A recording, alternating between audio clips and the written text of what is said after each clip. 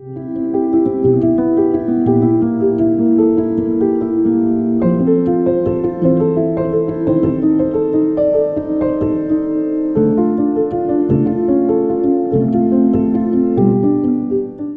this edition of Lexington Now, a new feature comes to a downtown park, an artwork finds a new home, and St. Patrick's Day celebrations are back.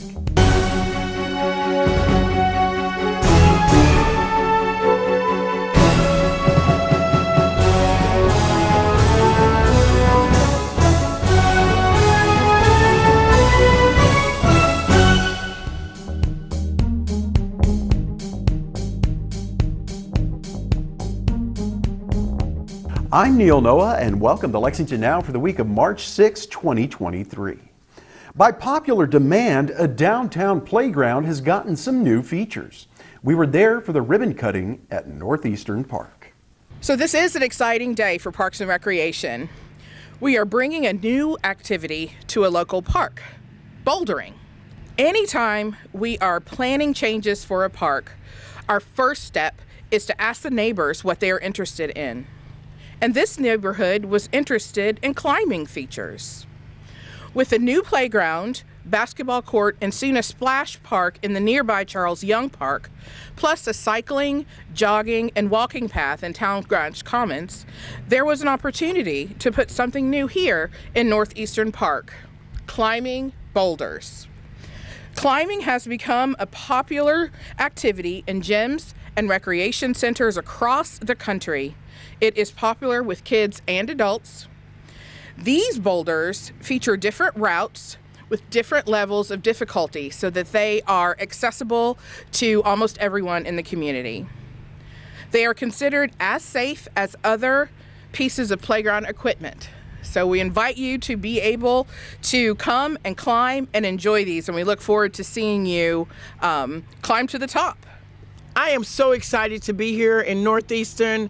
Of course, I would like to say that later on we will have a dedication to the young man, Landon Hayes, age 10, his life was cut short, and this is the park that he used to play in. And so I would like to just say welcome to Northeastern, welcome to the East End side of Lexington. And it's already been mentioned about our program One Lexington and Mr. Divine Karama and his team who is here in the park. This is another avenue and another venue for him to come down, engage in young people's lives. We're gonna take those guns back and we're gonna play in this park. You will not see me climbing this rock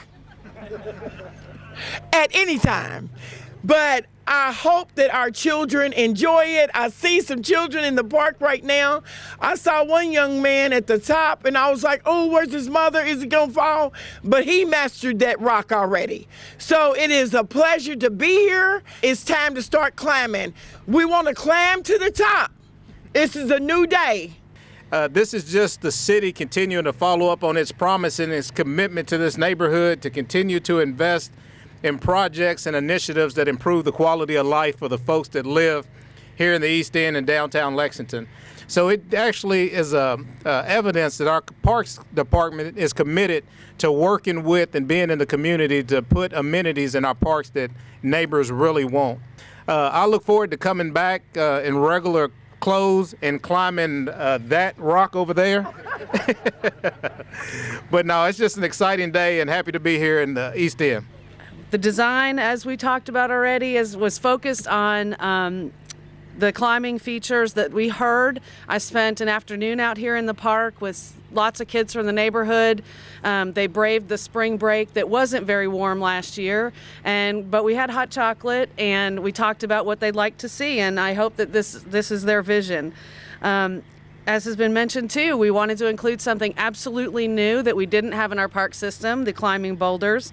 And really, we hope that being able to experience something like this in your neighborhood or by visiting in your town will spark interest in other outdoor recreational pursuits, including maybe rock climbing in the gorge one day.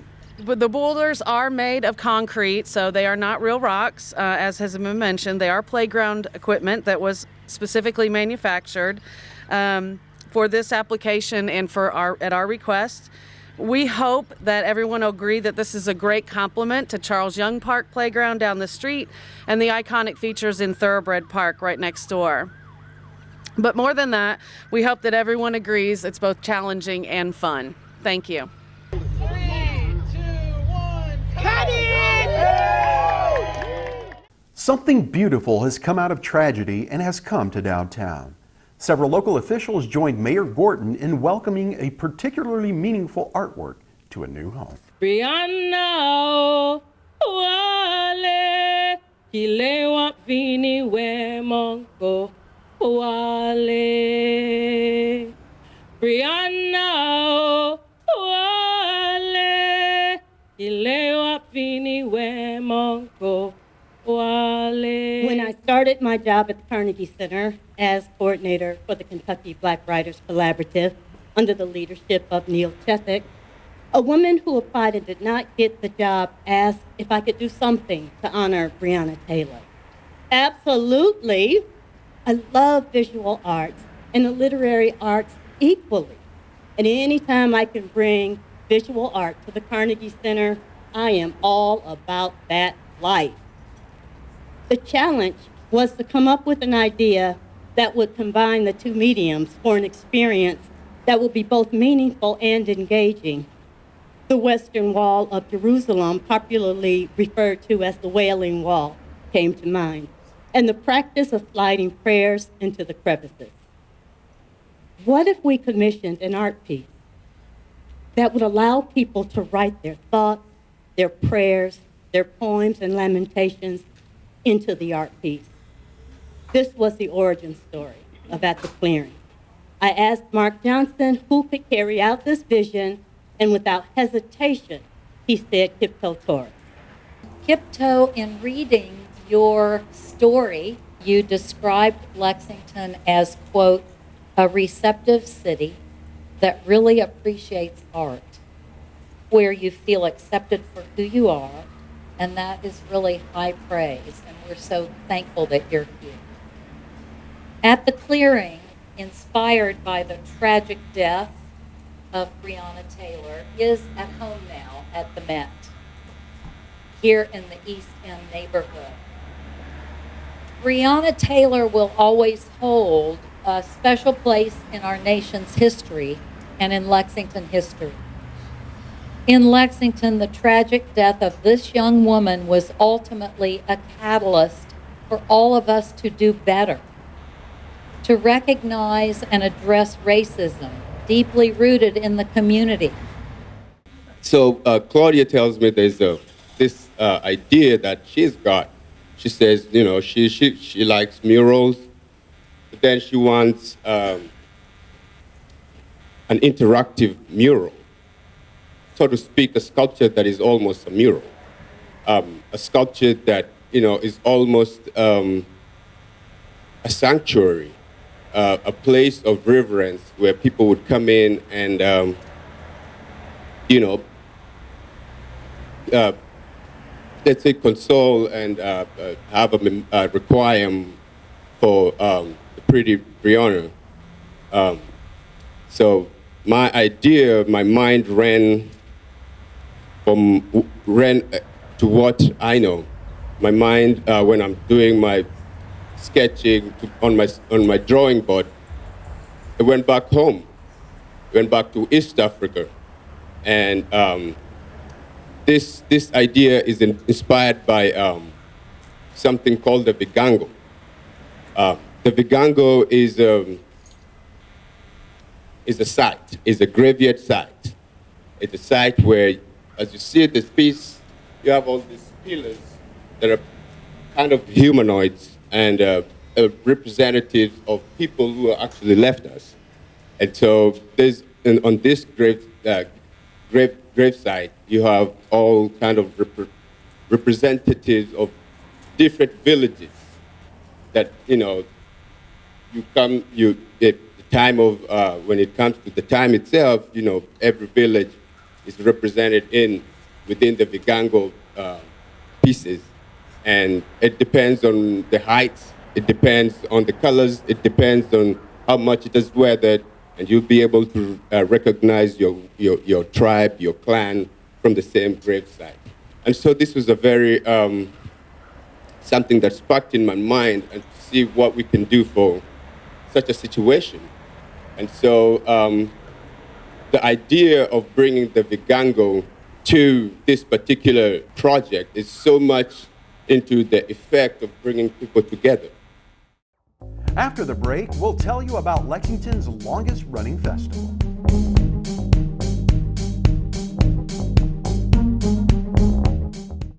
Have two ways out. When fire strikes, deadly smoke can fill your home within minutes. That's why the USFA wants you to plan and practice home fire drills. Draw a map of each level of your home showing all doors and windows. Discuss the map with everyone who lives with you. Practice your home fire drill at least twice a year. Make sure all doors and windows that lead outside open easily. Push the smoke alarm button to start the drill. Try feeling your way in the dark or with your eyes closed. Have at least two ways out of every room. If your first way out is blocked by fire or smoke, you can use your second way out. If there is smoke, get low and go. Crawl quickly under the smoke to your nearest exit. Close doors behind you and gather at a pre-planned outside meeting place where first responders can see you. Call 911. Remember, get out and stay out. Never go back inside for people, pets, or things.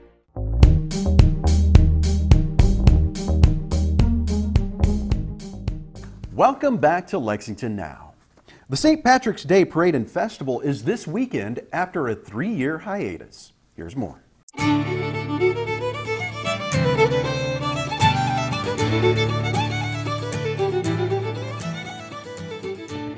This is the 41st St. Patrick's Day Parade and Festival.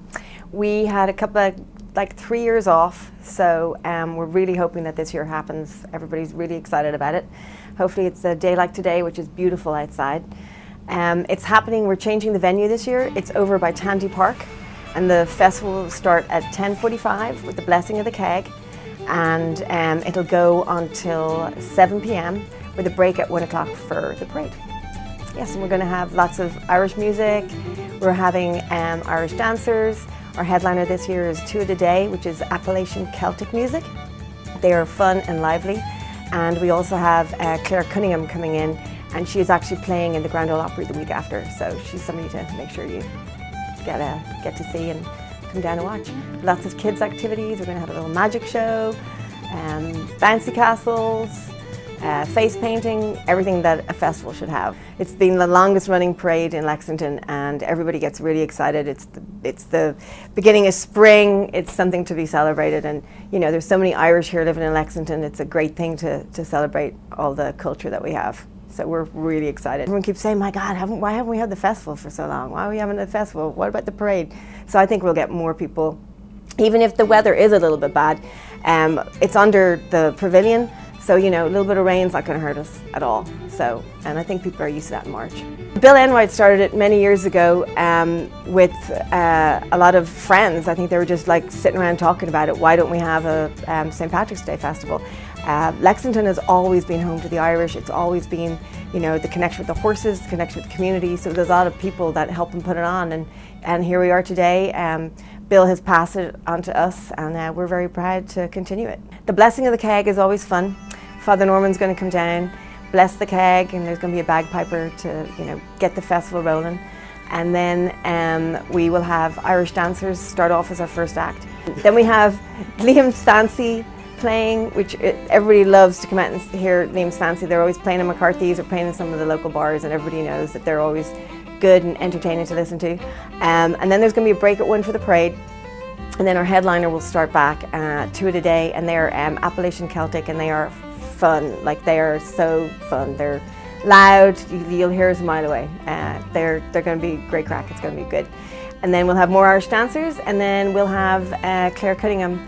Our Grand Marshals this year are Frank and Katrina MacDonald, and they have been living in Lexington for well over 40 years, and they are great people, have done a lot for the Irish community over the years, so we're delighted to be able to honour both of them.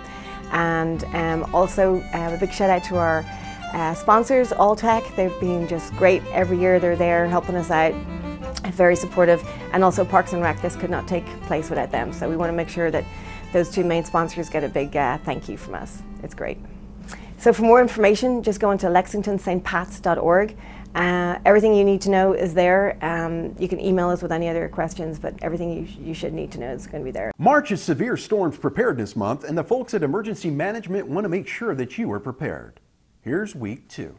We want to make sure that people understand that in addition to tornadoes and thunderstorms, flooding is a big danger here in central Kentucky and Lexington. There are a lot of low-lying areas that flood. Now, the flooding may come up and go down very quickly, but even so, we want to make sure that people understand that if there's water on the road, especially water on the road where you can't tell how deep it is, it doesn't take very much to get underneath a car and cause the engine to stop. It also doesn't take a whole lot of water to take a car, especially a smaller car, that can float that car up and away. A lot of times that running water is near a deeper stream, or even in some cases, not necessarily here in Fayette County, but in outlying areas, you can be trying to cross a bridge that's partially covered by water or some sort of other structure. And it doesn't take much. That flowing water can push a car off its wheels. If you're walking, it can push you off your feet. One of the most notable accidents here, a tragic accident here in Fayette County, was a couple of students who were crossing an area on near the UK campus, and they were walking through fast-running water. They were swept away into a drainage ditch. They went underground and they drowned. Certainly that's something we want to prevent. So if there's heavy rain, if you notice that there's flooding, that water is ponding in your yard, say, stay inside, don't go out, especially if you have children. Don't let them go out and play in floodwaters. Many Lexington neighborhoods have or are adjacent to drainage ditches or streams or retention ponds. That's no place to play, especially during a flood incident. We want to make sure that people stay safe, stay away from flooded roads, and the National Weather Service has a very good saying that if you see flooded waters, you're in your car, turn around, don't drown. That's very good, very, very good advice. In preparation for flooding, when you know from the weather forecast that you see that there's going to be rain for a couple of days, take a walk around your house. Make sure the downspouts are clear, that water can drain away from your home and has a place to go so that water doesn't come up inside of your basement. If you do live in an area that is prone to flooding and you notice that water is coming up through the foundation or coming up through the wastewater system, do call 311, Lex call at 425-2255 and report it. They will be able to give you information on how a city crew or the fire department can come out and check and keep you safe. But again, flooding is nothing to mess with. Recently we've had a lot of snow, we've had a lot of rain. We're going to get more rain likely through the entire month of March and April. We want people to be safe. And remember, turn around, don't drown. You can get a lot more information about flooding, tornadoes, thunderstorms, lightning, and serious hazards here in Lexington by going to the website, bereadylexington.com. Follow us on Facebook and Twitter. We try to have all the latest information right there so you know what to expect before it happens. A busy week lies ahead for live meetings, and you can watch gavel-to-gavel coverage here or streaming online. And remember, for the most accurate and up-to-date information on all city business, check out our website at lexingtonky.gov. Here's this week's televised meeting.